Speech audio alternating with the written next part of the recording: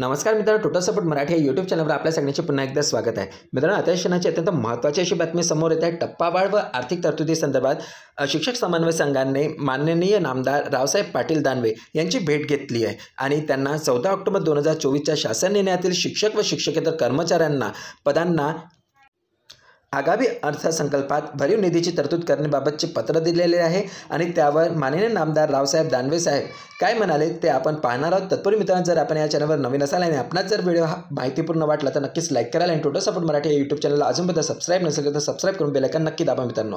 चला तर मित्रांनो, काय बातमी जाणून घेऊया।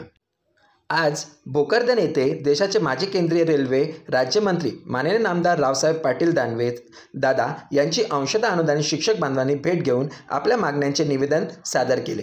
त्या निवेदनामध्ये मागील महायुतीच्या सरकारने दिनांक 10 ऑक्टोबर 2024च्या मंत्रिमंडळ बैठकीत राज्यातील 20%, 40% व 60% अंशतः अनुदानित शाळांना पुढील टप्प्यासाठी लागणाऱ्या अंदाजे 1100 कोटीचा निधी मंजूर केलेला आहे व त्या संदर्भातला शासन निर्णय दिनांक 14 ऑक्टोबर 2024 रोजी काढलेला आहे।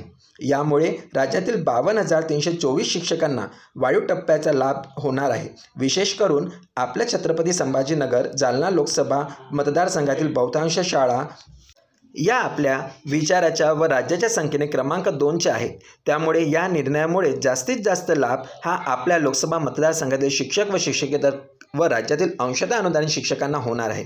या निर्णयामुळे विधानसभेच्या निवडणुकीमध्ये अंशतः अनुदानित शिक्षक बांधव, त्यांचे कुटुंबीय, नातेवाईक व मित्रपरिवार यांनी भक्कमपणे महायुतीच्या उमेदवाराच्या पाठीमागे उभे राहून त्यांना दणदणीत विजय केलेला आहे। परंतु या शासन निर्णयाला हिवाळी अधिवेशनात मंत्रिमंडळ बैठकीत प्रस्तावित केलेल्या अंदाजे 1100 कोटी रुपयांचे निधी मंजूर होणे क्रम प्राप्त होते, परंतु नजरचुकीने म्हणा किंवा मंत्रिमंडळ स्थापन नसल्याने तो निधी मिळू शकला नाही। त्यामुळे राज्यातील अंशतः अनुदानित शिक्षक बांधवांमध्ये आपल्या शासनाविषयी संशयाचे वातावरण निर्माण झाले आहे।